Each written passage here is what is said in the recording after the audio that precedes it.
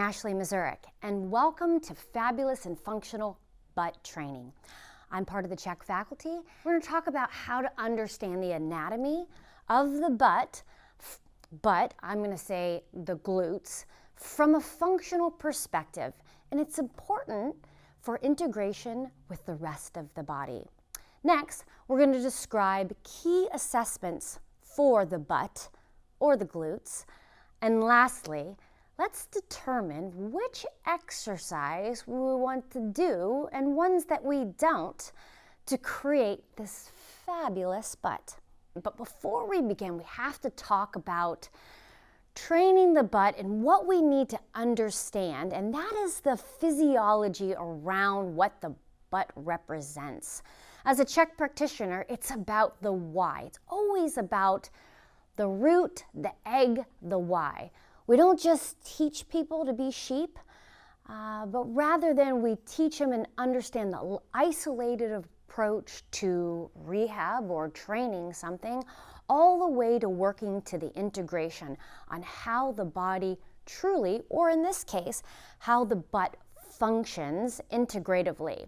There's no reason why you can't be 100% successful in your training with yourself and with other clients coming to, and that is what we will do with the butt. We will know what the butt, how the butt contributes, and also for the sake of what it means. So the butt is essentially three muscles. I think it's the second largest group of muscles in the body besides the lats.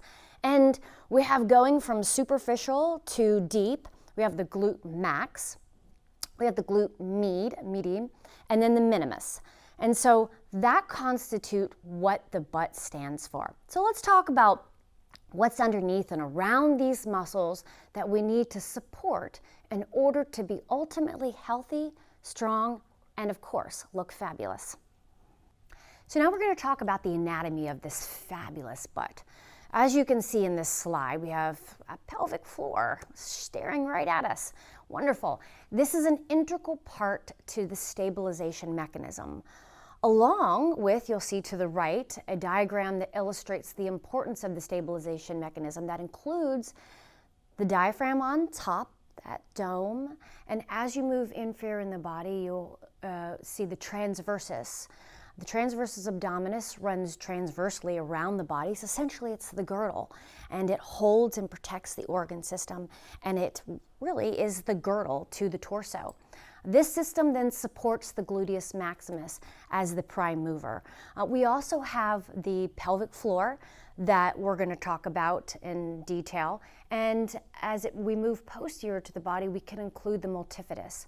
This is the reflexive loop that is innate in a functional, healthy body that activates as soon as you have a thought to get up out of your chair and to go get a glass of water. The brain sends the message to the body to activate, stabilize as you get up in a field of gravity. And that's 110 milliseconds before the lower body starts to move, and it's 30 milliseconds before the upper extremities start to move. Now this stabilization mechanism essentially connects the upper and lower extremities, and it's also very important to creating force generation. If the transversus abdominis becomes inhibited, why would it become inhibited? Well, first and foremost, you go deeper to the organs and glands that can potentially become not so happy or inflamed, which would reflex into the abdominal wall and create this inhibition. Also, if the diaphragm isn't mobilized by way of a proper respiratory apparatus, then also the transversus can become inhibited. So that's really important to remember and kind of keep very close to your toolbox when you're rehabbing someone. So let me just rephrase it a different way so that you get it. If somebody has stability issues within their core that connects your upper and lower extremities, and there's a problematic or a compensation or an injury to anywhere in the upper and lower extremities, you would look to their stabilization area, and you would look isolatively to the diaphragm, make sure that it's functioning properly. you would look to the transversus, test and make sure that it's functioning properly. You would address the pelvic floor, or if you don't feel comfortable analyzing whether the pelvic floor is functioning properly, you can always refer that out. And then, as you'll learn in our IMS 1, level 1, we learn how to also test the multifidus. And so you would isolatively look at each areas and compartments of the stabilization mechanism to see if the whole, the integrated whole stabilization mechanism is working for someone. Now, the pelvic floor, part of this, has the ability to become very weak and inhibited. And there's a couple of ways that it can come by this. And how you can figure this out is you have an intake form. And in that intake form, you can ask these questions to identify if the pelvic floor, which you may not feel comfortable testing, you may not have the tools to do that testing, but you can ask the questions to figure out if it is an important piece of that puzzle. So traumatic to the pelvic floor, and so some of you might be thinking of what trauma could happen to the pelvic floor. Well, I'll give you one great example. If you take a 5'2", 200-pound female that has a 10+ baby, that's a tremendous amount of trauma to the pelvic floor. Pain, age can also cause issues to the pelvic floor, uterine problems, fibroids. Obviously, we know there's a slight inhibition when we go through our menstrual cycle for females. There are also this compensation that we're talking about today, all has the effect of inhibiting or holding us back from a functional glute or butt. So when it comes to males, they don't have so much of a problem because they don't have the same pelvic floor as a female does. Theirs is a little bit smaller because they don't have babies, so it stays stronger for longer. But as age with the male and the testosterone decreases in the body, then it can have issues. And one important part of that issue is the prostate, which with age and time and energy excess in the body, the prostate can become inflamed, which basically presses on the urethra and completely decreases the amount of urination, and that becomes a problem. So if this all works correctly, which we hope it does, then you'll have a healthy, functional body that is pain-free. And a glute complex, because there's 3 muscles involved, that is to be envious of. So, but if we don't, let's go back to that. We have a term that Paul Chek coined called the heart bottom syndrome. And this picture is perfect for showing you exactly what heart bottom syndrome looks like. And if you're a people watcher like myself, you've seen it. You've seen it so many times, and that heart bottom, essentially, you will observe in bodies that you could essentially put a penny between someone's cheek and it wouldn't move as they walk because of this heart bottom syndrome.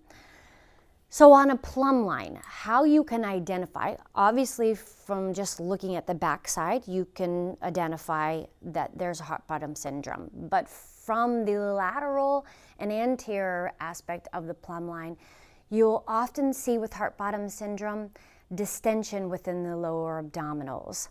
And this is because of the innervation of the lower abdominal switches through to the belly button. And neurologically, everything from the belly button down is lower abdominals and connected to the back.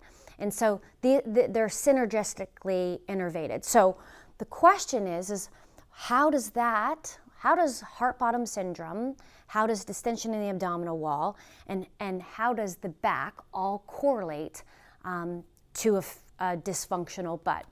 Well, first we need to figure out what would cause essentially heart bottom syndrome. And so what happens is, first of all, we lose stabilization or strength within our abdominal wall. So that reflexive loop we just talked about, somehow or another, does not, gets inhibited. And if one aspect of the reflexive loop gets inhibited, the rest of it gets inhibited. And if our body, which still has to move and function throughout its day, still needs to create stabilization. It still needs to protect the spine. It's all about protecting the spine. So what will happen is the body will go into this compensation mechanism. And what happens is the distension, obviously from the inflammation of organs and glands, the transversus becomes weak. And so it starts to stretch and the organs start to fall out, which causes this protrusion or this belly, these organs to fall out. And then secondly, so since the transversus isn't working, because it's not stiffening the spine, because it's not stabilizing the spine, because it's not creating force and form closure on the lumbopelvic region, and let me just give you an idea of what that looks like. When the body is moving, remember we told you about that millisecond activation, when the body is moving, the transversus pulls the ilium onto the sacrum to create form closure. And essentially when we start becoming dynamic, the force closure holds it together while we ambulate and move. So, but if the transverse isn't working, then that doesn't happen. And as you can see, this starts to move and the spine becomes naked. Okay, so if the spine is moving too much, that creates shear force and compression on the discs. Okay, and when we start to, we'll talk about later, but when we go to bend, there creates a shear on the sacral and the iliac joints, which causes SI joint problems. All this leads to the body trying to compensate, and how it's going to compensate is going to create an extension in the pelvis. It's going to basically move back, which is going to over-contract the glute maximus muscles, because the glutes muscles, when the pelvis goes into extension, contracts. Okay, and when it contracts, it fixates the lumbar spine, which basically takes the spine into a flat spine versus its natural 30-35 degree curvature. And so basically it looks like this. So now with the glutes activated, spine is straightened, you have an external rotation within within the hip joints, and then the feet flare out.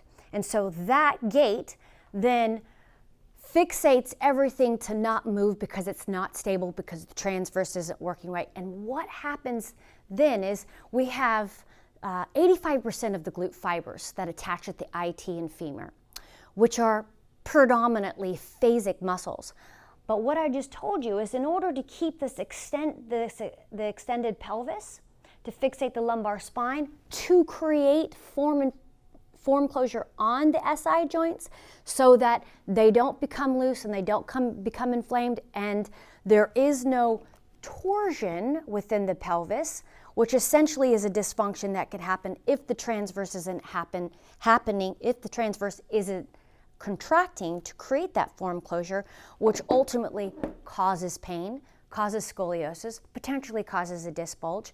So the phasic muscles of the glute maximus are constantly contracting to maintain this stability within the body, constantly contracting so that the spine becomes straight and doesn't move. But the glute max are phasic muscles. They're not supposed to be utilized for that. What ends up happening is the glute maximus then, because it's working all the time, it atrophies. And then, i.e. heart, and so the glute max is constantly contracting, and also the glute med and mem, which are tonic muscles, are used for stabilization, and they hypertrophy, i.e. that's how you get your heart bottom. Also, to create stability, we talked about 85% of the glute fibers attaching in the IT and femur, but we have 15% that is responsible for stabilization. Those are that 15% of the glute is our tonic fibers. And those are utilized and contract so that we can create stability in our glute. And at the end of the day, when the body isn't functioning properly, we'll activate that 15 and that 85 to create ultimately neurological overflow. So instead of getting our stability from our core, from our transversus, from our multifidus, we'll essentially be getting stability from our pelvic floor. So we will be over contracting the pelvic floor through the tonic fibers, through the tonic fibers of the coccyx, and then also from our glute maximus. Now, to give you a little idea of neurological overflow, which is a compensatory mechanism to creating stability due to a lack of transversus abdominis, what I want you to do is put your hand on your bicep, and then you'll use your fist, and that's your pelvic floor. And see, so that you can understand exactly how the body's creating stability by way of neurological overflow. So, can you squeeze the fist without the bicep contracting? No, you can't. And so that's how the body compensates and creates stability within the core. Also, one other compensatory mechanism besides creating heart bottom syndrome is once the spine is not stable through the transversus and the deep intrinsic stabilization that happens through the multifidus, the transversus, and the pelvic floor, then you also have outer unit dominance. And so that's a lack of sequencing within our contraction of the abdominal wall. And that also sets up for the compression I was talking about within the spine that ultimately leads to, unfortunately, I'll go worst case scenario, annulus tears within the disc. Ultimately, pain. Essentially within the back, because if you're twisting, if you're flexing and you're extending on a spine that can't be supported and it can't be extended within the spine to maintain those movements, then the outer unit will basically compress and try its best to lock it down so that it doesn't move. So long term, we have spinal pathologies, sublux joints, nerve root impingements, and unfortunately, potentially bladder issues. So at the end of the day, one thing that unfortunately can happen with the heart bottom syndrome, if you think about it, it totally makes sense. But if you're contracting your pelvic floor to maintain stability, and that's where you're supposed to relax and know to go to the bathroom and have your bowel movements every day, then can you see how it sends the wrong messages to the brain to allow that? And then you can't go to the bathroom because it's always sending the messages of restriction. And so then you end up getting really, really constipated, and that's really, really uncomfortable. And because the colon reflexes into the sciatic, ultimately you can have sciatic pain that might not be from the actual nerve root, but actually is from the colon, which is from your organs and glands. So a lot to think about that in that slide. If you have a functional bottom, which is an upside down heart, which is normal, then that's where you allow the gluteus maximus, which is that large oblique muscle on the superior surface, to maintain its activity through the bend and squat and the lunge, and it hypertrophies and has a nice rounded functional look to it. So one of the things that we can do as practitioners is we can do a couple tests. We can do a lumbopelvic rhythm test, which essentially is looking at the amount of flexion within our spine and the amount of flexion within our pelvis, and to what degree that happens to determine whether or not the range of motions are overcompensating in the spine or impinging or allowing the reduced range of motion within the pelvis. Because when we bend forward or when we squat, we should be utilizing the butt and we shouldn't be overusing the spine or the back, and that typically doesn't happen right. So there's a test to determine how faulty the movement pattern is. Then we have a forward bend test, and the forward bend test is a wonderful test in that we engage with our hand on the transverse abdominis by way of the belly button. We check the upper and lower abdominal, and then we have the opposite hand on the posterior aspect of the body in the back, and we ask someone to bend forward. And in about 45 degrees, we should have an activation of the transverse abdominis. And so that's that transversus, and to the degree of that transversus activation, the belly button moves closer to the spine, will help that practitioner determine in patterns of bend, do they have proper activation, or is there compensation? The compensation would look like the belly button essentially comes opposite direction of the spine and more into your hand. And so with that, like I was saying before, oftentimes a person that has this dysfunction, what will be some of their comments that they'll say? Most likely they'll have SI joint issues, they'll have lumbar, they'll have ligamentous stress.